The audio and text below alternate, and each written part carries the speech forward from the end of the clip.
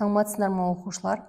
Сендермен бірге ақын апайларың. Бүгінгі біздің сабағымыздың тақырыбы 1991 жылғы тамыз бөлігі КСРО-ның ыдырауы. Жалпы өткен сабағымыздың жалғасы оқушылар.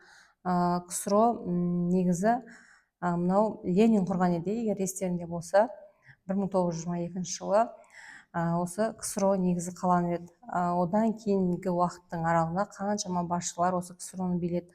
Соңында 1991 жылы тамыз бөлігінің әсерінен жалпы КСРО не істейді? Ыдырайды. Біздегі ұбт-да келетін бірінші сұрақ 1991 жылы 9-21 тамыз аралығында Кеңес одағындағы ескі мемлекеттік билік пен қоғамдық қатынастарды сақтау қалу мақсатында Мәскеуде ұйымдастырылған төңкеріс ол тамыз бөлігі.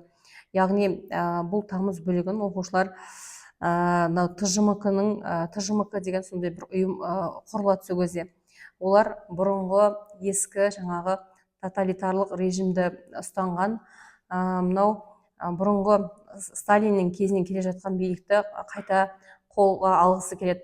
Бірақ бұл іс не істейді? Жүзеге асырылмайды. Себебі Горбачевқа ақш көмектесіп, ол жаңағы ТЖМК-ның адамдардың барлығын басып тастайды. Мысалы, егер естеріңде болса, бізде қаңтар бүлігі болды.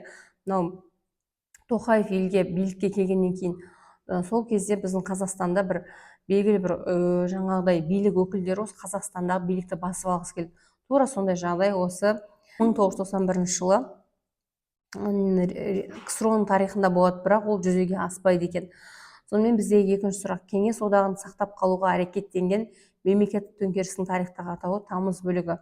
ТЖМК-ның құрылу себебі мемлекеттік төңкеріс жасау. Жаңағы тамыз бөлігін ұйымдастырушылар 1991 жылы КСРО-да тамыз айында болған тарихи оқиға ТЖМК-ның мемлекеттік төңкеріс ұйымдастыруы.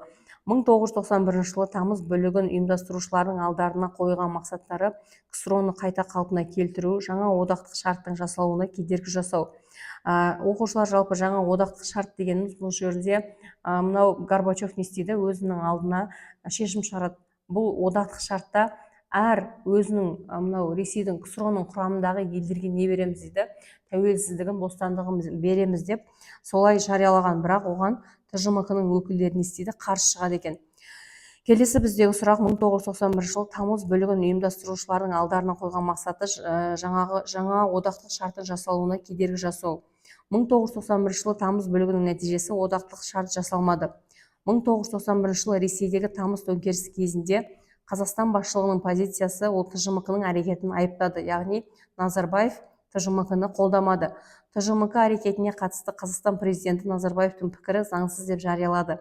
ТЖМК басшыларының әкімшілік жүйені қайта жандандырып, республикаларды егемендіктен айыруға деген әрекетті әкеліп соқты. Жалпы КСРО-ның күйреуіне 1991 жылы 8 желтоқсанда 3 славян мемлекеттерінің басшылары бас қосқан қала ол Минск. Ол жерде Ресей, Украина, Белоруссия басшылары КСРО-ны таратып, тмд-ны құрамыз деген сондай келіссөз жүргізеді. Ал 1991 жылы 13 желтоқсанда Орта Азия республикалары мен Қазақстанның басшылары бас қосқан қала ол Ашхабад. Ол жерде тура осы мәселе қаралады. КСРО таратылып, тмд-ны құру туралы. 1991 жылы 21 желтоқсанда 11 мемлекеттің басшысы тәуелсіз мемлекеттер достастығы құрылғанын жариялаған қала ол Алматы. Соңында шешуші жаңағы кезең осы Алматы қаласында жүреді екен. 1991 жылы 25 желтоқсанда теледидар арқылы КСРО президенті ретінде өзінің биліктен кететінін жариялаған басшы ол осы Михаил Сергеевич Горбачев. Енді 1991 жылдан кейінгі тәуелсіз Қазақстанның жағдайы қандай болды? Жалпы Қазақстан қандай шешімдерге, қандай өзгерістерге барды? Біз сол туралы айтамыз. 1991 жылы 13 желтоқсанда Қазақ КСР-ның өзгерген атауы Қазақстан Республикасы. Қазақстан Республикасының атауы қабылданды 1991 жылы 10 желтоқсанда. Қазақстан Республикасының мемлекеттік тәуелсіздігі жарияланды 1991 жылы 16 желтоқсан. 1991 жылдың соңына дейін 2 аптаның ішінде Қазақстанның тәуелсіздігін мойындаған елдердің саны жалпы 18 болған.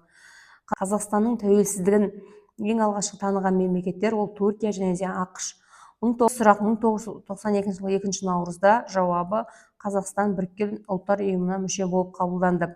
1992 жылы 8 шілдеде Хельсинкиде Назарбаев қорытынды актісіне қол қойылған халықаралық ұйым ол Еуропадағы қауіпсіздік және де ынтымақтастық ұйым.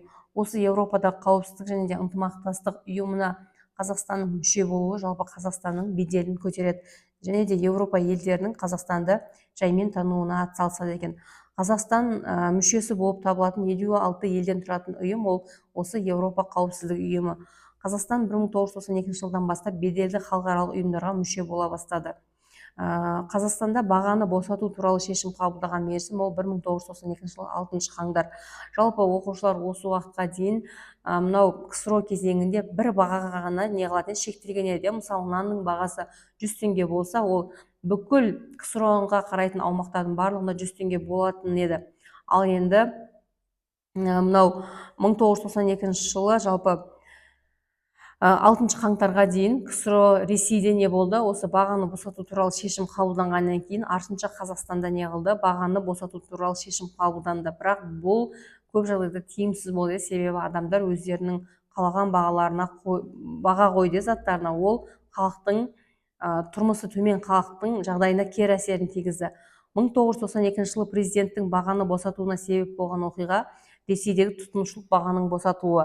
1992 жылы 6 қаңтарда бағаны босату туралы жарлықтан кейін барлық тауарлар қымбаттады. Яғни саудагерлер не істеді? Барлық бағаны қымбаттатып тастады. 20 ғасырдың 90 жылдарының басында халықтың тұрмыс жағдайының нашарлауына алып келген жағдай ол азық-түлік бағасының күрт өсуі. Қазақстан тәуелсіздігін алған соң көше бастаған экономикалық басқару жүйесінің түрі ол нарықтық экономика.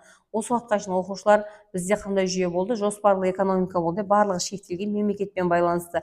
Ал енді еркіндік экономика келді.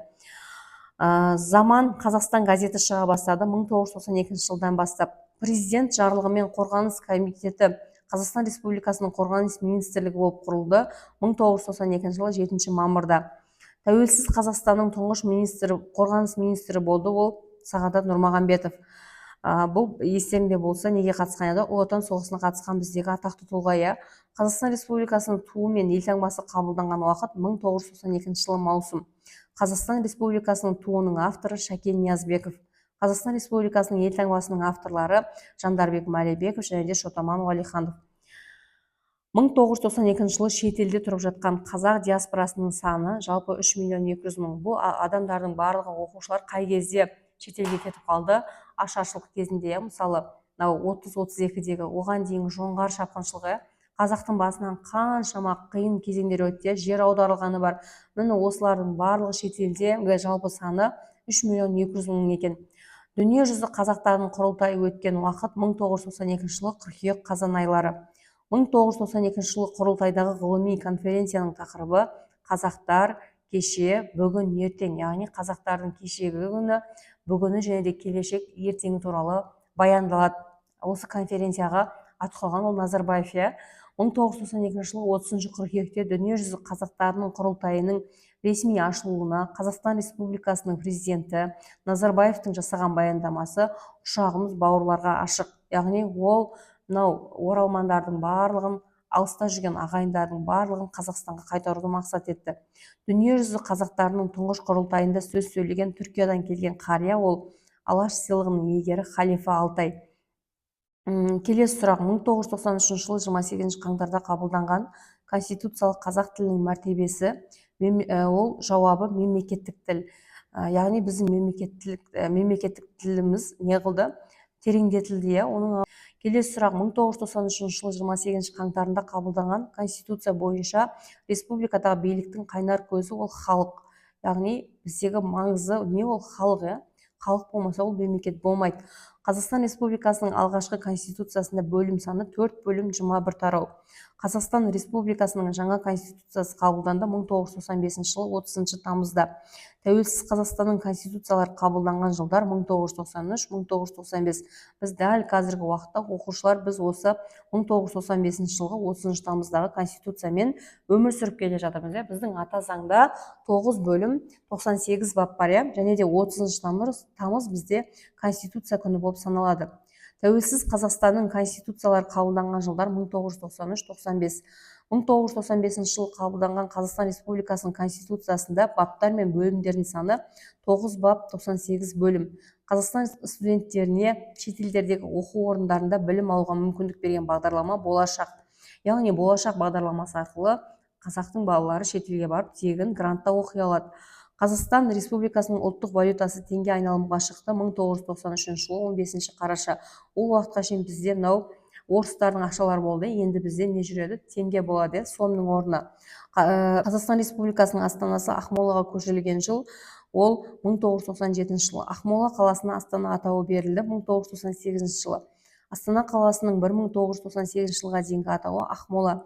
Яғни бұның барлығы бүгінгі осы Астана қаласына қатысты деректер. ЮНЕСКО-ның Астананы бейбітшілік қаласы деп жариялады 1999 жылы.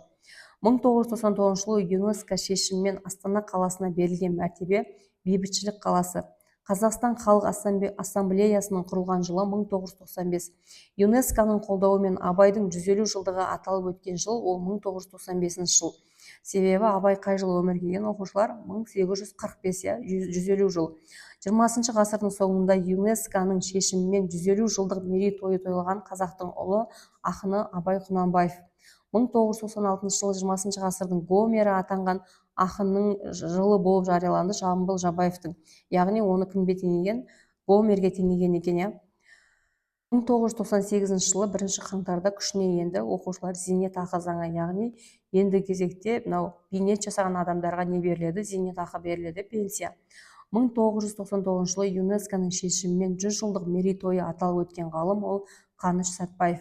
1990 жылы демографиялық даму үдерісіне әсер еткен жағдайлардың бірі ол жергілікті халық өкілдерінің тарихи отанына оралуы, яғни біздің қандастарымыздың Қазақстанға қайта оралуы. Демографиямызды, яғни халық санын арттырады осы жағдай. 2000 жылдарда ЮНЕСКО көлемінде 1500 жылдығы тойланған қала ол Түркістан қаласы. 2004 жылы президент бастамасымен қабылданған мемлекеттік бағдарлама ол мәдени мұра. Отандық білімді халықаралық деңгейде жақсарту үшін қабылданған декларация ол Болон декларациясы. Қазақстанның Еуропа қауіпсіздігі және ынтымақтастық ұйымына төрағалық еткен уақыты ол 2010 жыл. Еуропа қауіпсіздік ұйымына бірінші рет төрағалық еткен ислам кеңістігіне жататын ел ол Қазақстан. Яғни ислам мемлекеттерінің арасында Еуропа ЕқО деп айтамыз ғой, соған төрелік жасаған осы біздің Қазақстан екен. ЕқО-ға Еуропа қауіпсіздік ұйымына бірінші рет төрағалық еткен ислам кеңістігіне жататын ел Қазақстан. Еуропа қауіпсіздігіне төрағалық еткен бірінші ел ол осы түркі елдерінің ішінде Қазақстан екен.